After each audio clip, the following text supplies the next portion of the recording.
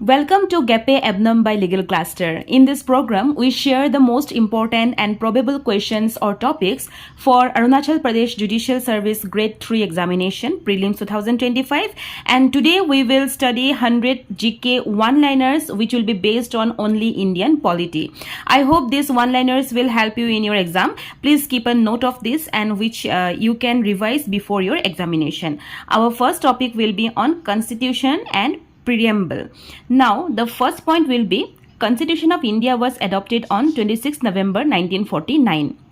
Second point, the Constitution came into force on 26 January 1950. So we have got two dates. One is 26 November 1949, which in the earlier video, if you have seen our previous video, you can also remember this point, how to remember 26 November 1949 and how to remember 26 January 1950, where I have given you a trick.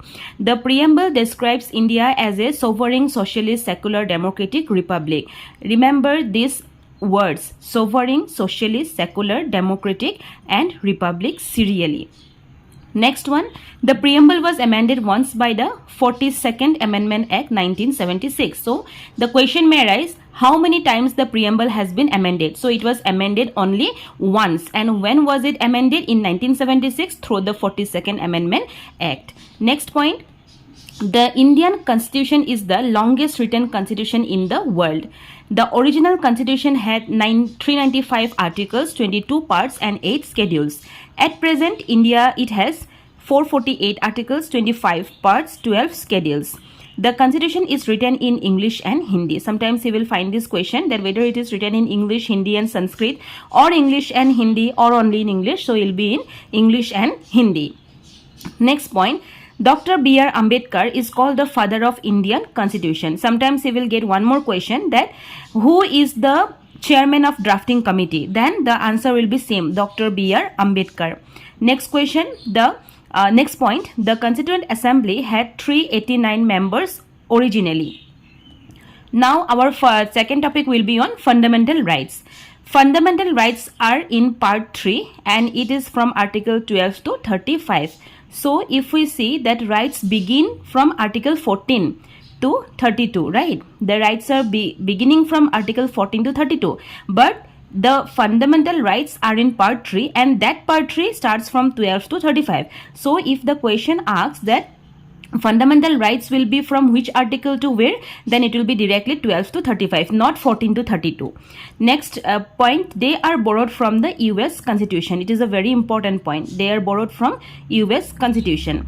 Right to equality, article 14 to 18. Right to freedom, 19 to 22. Right against exploitation, 23 and 24. Right to freedom of religion, 25 to 28. Cultural and educational right, 29 and 30. Right to constitutional remedies 32. यहाँ आप लोग को सारे right को याद करना है, ठीक है.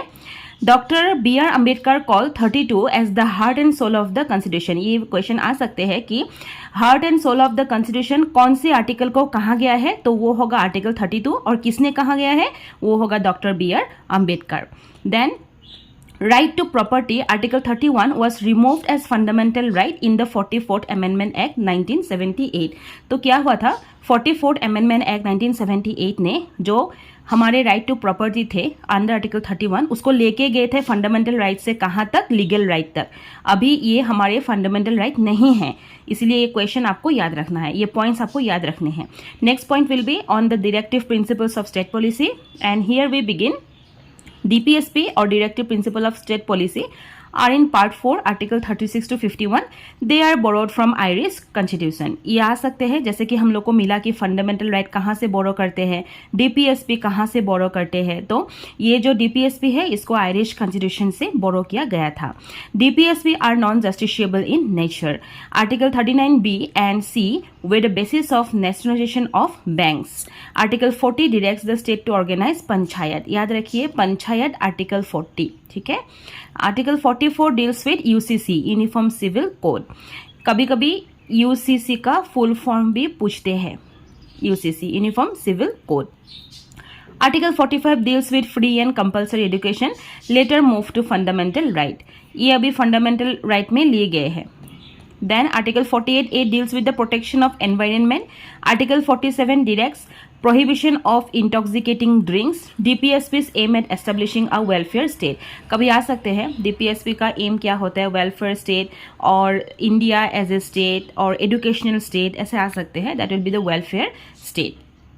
Next point will be on fundamental duties. अभी फंडामेंटल ड्यूटीज पार्ट 4A में है, article 51A। Then they were added by 42 amendment act. अभी यहाँ अगर एड ए हो रहा है ना, देख रहे हैं आप, इधर भी ए इधर भी A, that means it was amended. अगर कोई भी कुछ अमेंड होता है तो उसको नेक्स्ट पार्ट या नेक्स्ट आर्टिकल में भेजा जाता है। तो वहाँ पे अगर ऑलरेडी एक आर्टिकल एग्जिस्ट है, जैसे कि 400 है, तो 400 A B C D ऐसे जाएंगे। सो यहाँ से हम लोग को मालूम पड़ा दैट इट वाज अमेंडेड, मतलब ये ओरिजिनली हमारे फंडामेंटल ड्यूटीज कुछ था ही नहीं, बाद में इसको लिया गया है, बाद में इसको यहाँ पे लाया गया है। That means we have added it later. Okay, so later मतलब कब, 42nd अमेंडमेंट एक्ट के टाइम पे 1976 में। Then originally there were 10 duties. पहले हमारे पास 10 ही ड्यूटी थे, जब 42nd अमेंडमेंट हुआ था तब 10 ही ड्यूटी थे। उसके बाद 11वीं जो ड्यूटी है उसको बाद में ऐड किया गया है, कब, 86th अमेंडमेंट एक्ट में किया गया है 2002 में, ये रिसेंट ही है। Then the added duty is to provide opportunity for education to children। और जो ऐड किया गया था, जो 11वीं ड्यूटी था, वो यही था। कभी कभी पूछ सकते हैं, जैसे कि हमारे ओरिजिनली कितने ड्यूटीज थे, वो होगा 10, और हमारे जो न्यू ड्यूटी ऐड हुआ था 2002 में 86th अमेंडमेंट के द्वारा, वो कौन सा ड्यूटी है, आपको पूछ सकते हैं। अगर पूछते हैं तो आपको यही आंसर लिखना है कि provide opportunity for education to children 6 to 14 years। Fundamental duties are non justiciable, they are borrowed from USSR constitution.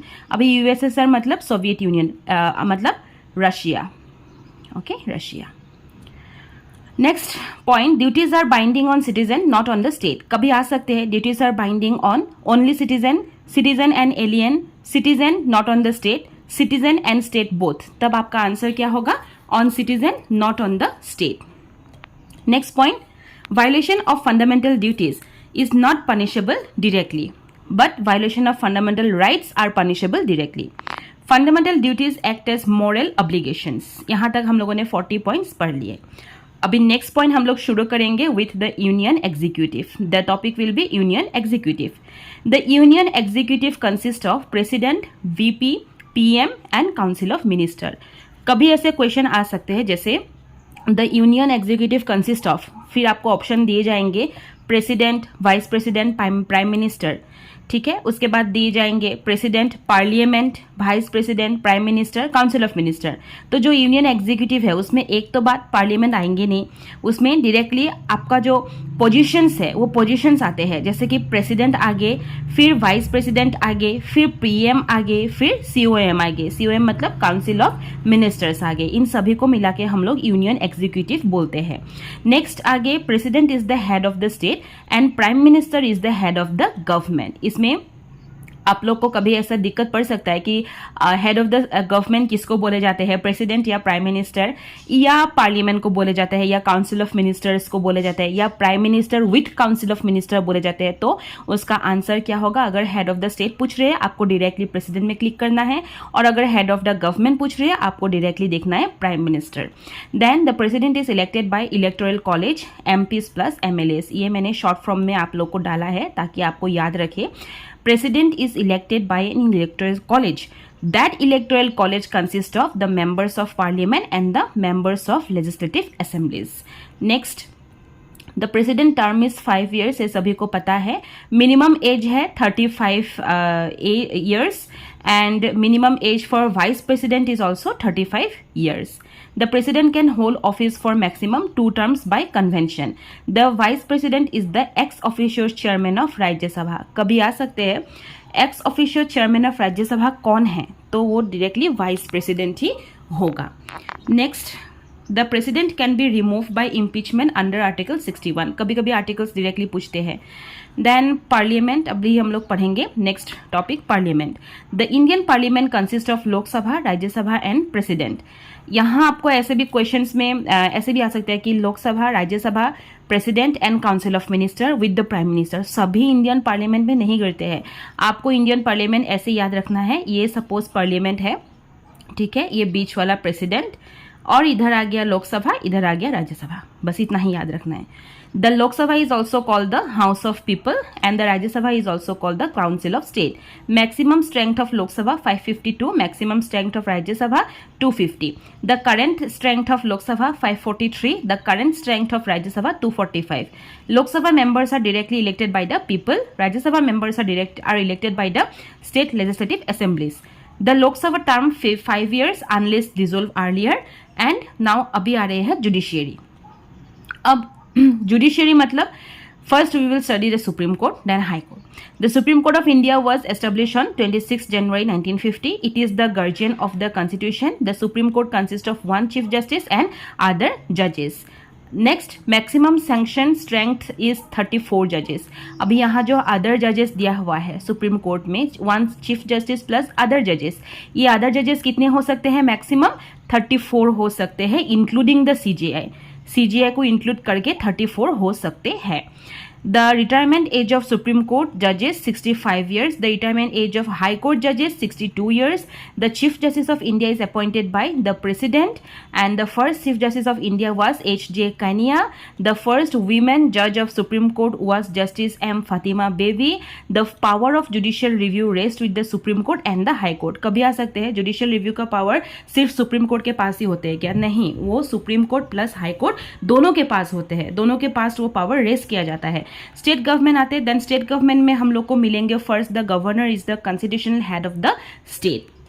The governor is appointed by president. The chief minister is the real head of the state government. The governor holds office for 5 years. Then the state legislature can be unicameral और bicameral. अभी हमारे कौन कौन से state में unicameral है, कौन कौन से स्टेट में बाइकैमरल है, आपको वो भी याद रखना है. ठीक है. Only 6 states have a legislative council. सिर्फ 6 ही स्टेट में लेजिस्लेटिव काउंसिल है, जो मैंने अभी बताया कि बाइकैमरल एंड यूनिकैमरल. बाइकैमरल सब में है या यूनिकैमरल सब में है, पहले वो देखना है. बाइकैमरल कितने स्टेट में है और कितने स्टेट में यूनिकैमरल है. अभी यहाँ दिया है कि LC लेजिस्लेटिव काउंसिल 6 स्टेट में है, दैट मीन्स उसमें बाइकैमरल है. The Vidhan Sabha Legislative Assembly is directly elected by the people. Vidhan Parishad Legislative Council is indirectly elected.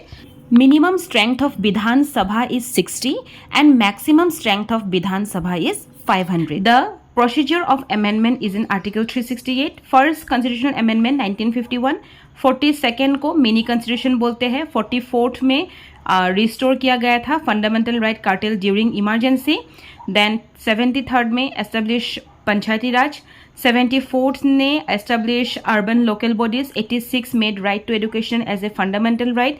101 में इट इंट्रोड्यूस GST. कभी आ सकते हैं कौन सी अमेंडमेंट ने GST को इंट्रोड्यूस करा था, तो उसका आंसर क्या होगा? 101.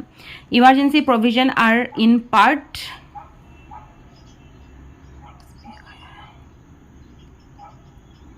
Emergency provision are in part 18, 352 to 360. Then there are 3 types of emergency: national, state, financial. Miscellaneous में आते हैं अभी. The finance commission is constituted after every 5 years. Article 280. CAG का full form होता है Comptroller and Auditor General is mentioned in Article 148. Election Commission of India is in Article 324. Union Public Service Commission UPSC in Article 315. Attorney General of India is the highest legal officer in India. कभी आ सकते हैं हमारे state के या India के सबसे ज़्यादा हाईएस्ट लीगल ऑफिसर कौन होते हैं. अगर इंडिया के पूछे जाते हैं कंट्री का तो वो अटॉर्नी जनरल होगा, और अगर स्टेट का पूछे जाते हैं तो वो एडवोकेट जनरल होता है. Minimum age of Lok Sabha membership 25 years. Minimum age for Rajya Sabha membership 30 years. India follows a parliamentary system borrowed from UK. India has a federal system with unitary bias. And the 100 point is the Indian Constitution has been called a bag of borrowings. इसीलिए कहा जाता है क्योंकि सभी other constitution से हम लोगों ने बोरो करके अपना खुद का कॉन्स्टिट्यूशन बनाए हैं, तो इसलिए उसको बैग ऑफ बोरोविंग्स बोले जाते हैं. And I hope that this note will obviously help you in your examination, also in revision. Thank you for watching the video.